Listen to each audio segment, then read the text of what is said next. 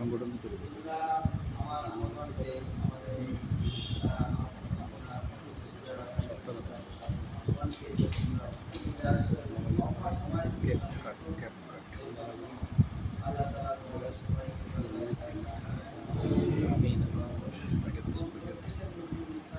কথা বলছি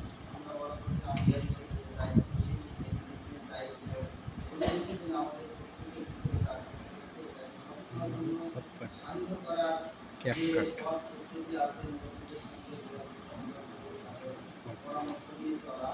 আসলে একটা মানুষ চলতে গেলে তার বিভিন্ন প্রকারের বাধা, বিভিন্ন ধরনের সমস্যা, নফস শয়তান, ইবলিস শয়তান, মানুষ শয়তান, জিন শয়তান, চার প্রকারের শয়তান প্রত্যেকটা মানুষের প্রত্যেকটা ভালো কাজের প্রতি করে।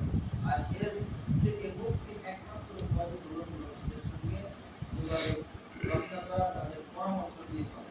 মুরব্বীর পরামর্শ নিয়ে যদি চলা হয় তাহলে এই যে চার শয়তানের কথা আল্লাহ তাআলা কোরআন শরীফের মধ্যে বলেছেন, সূরা নাসের মধ্যে এই চার শয়তানের থেকে বানাতে চাওয়া আমরা শিখে নিতেন।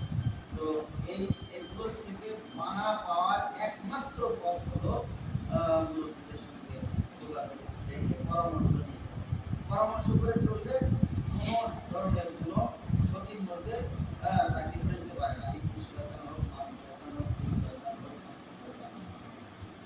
তো আমি সবার কাছে আহ্বান করবো এই ইসলামী যে একজন মুরব্বী যাকে যার পছন্দ হয়, যাকে যার ভালো লাগে, তাকে নিজেকে সিরাতুল মুস্তাকিম করে চালানোর জন্য একমাত্র অবলম্বন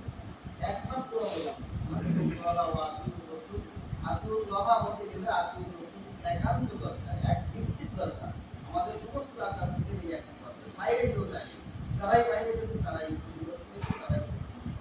সুতরাং সবার প্রতি আমি আমার বর্তমান ছাত্রদেরকে এই বিষয়টা অনেকভাবে বোঝানোর চেষ্টা করি যে এখন তোমরা যে পারে হয়ে গেছো, আলেম হয়ে গেছো, এখন অনেক দায়িত্ব পালন করতেছে, এখন তোমাদের জন্য এই বিষয়টা বোঝা সহজ। সুতরাং সবার প্রতি আমার এই অনুরোধ থাকবে, এই আগ্রহ থাকবে যে সবাই যে কোনো একজন যাকে যার পছন্দ যাকে যার পছন্দ হয় জীবনে একজন ইজাজত প্রাপ্ত একজন পরিবার কাছে নিজেকে সমর্পণ করে তার পরামর্শ নিতে। এটা হলো আমার এক নম্বর কথা। আর দুই নম্বর কথা হলো যে আমরা আপনার ব্যানারে বছরে অন্তত একবার দুইবার পরামর্শ গ্রহণে আমরা একত্রিত হব। এখানে আমাদের বিভিন্ন সুবিধা অসুবিধা, কার কোথায় চাকরি নাই, কার কি সমস্যা আছে, কার প্রতিষ্ঠানের মধ্যে কি সমস্যা আছে, এগুলো অনেক সময় হয় কি মুরব্বীদের কাছে জানালে মুরব্বীদের পূর্বের অভিজ্ঞতা থেকে তারা এমন সলিউশন দিতে পারে, এমন মানে সমাধান দিতে পারে যা আমরা ভাবতেও পারি। আমি আমার জিন্দেগির একটা ঘটনা শোনায় আমাদেরকে বিষয়টা আমি আলোচনা করতে চাই।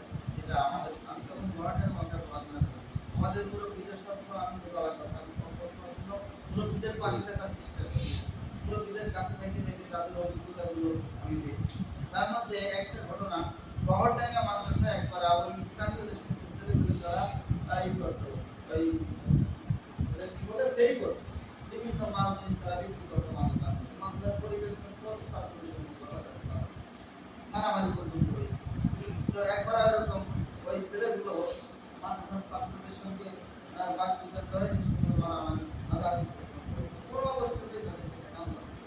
এমনকি হযরত কাজীমুল্লাহ রাহমাতুল্লাহ আলাইহি উপস্থিত ছিলেন, আরো অন্যান্য বড় বড় আমাদের উস্তাদগণ ছিলেন, বগুড়া সহ সব বড় বড় উস্তাদরা ছিলেন। কিন্তু এই সমস্যার কোনোভাবে কোনো সমাধান করা যাচ্ছে না। এলাকার মুরব্বীরাও তাদের ছেলে পেলে যে দেরি করে, তারা ওইখানে বিভিন্ন জিনিস বিক্রি করে তাদের জীবিকা নির্বাহ করে, গ্রামের মুরব্বীরা কিন্তু পাত্তা দিচ্ছে না, নিষেধ করছে। তখন আমরা একবারে মানে হতাশার মতন নেই। এরপরে হঠাৎ করে বলতাম সে মাদ্রাসা আসবেন, আসার পরে আমরা এই বিষয়টা নিয়ে এত পরিষদ যে হুজুরের আসার সাথে সাথেই দপ্তরের মধ্যে ডেকে বলছে।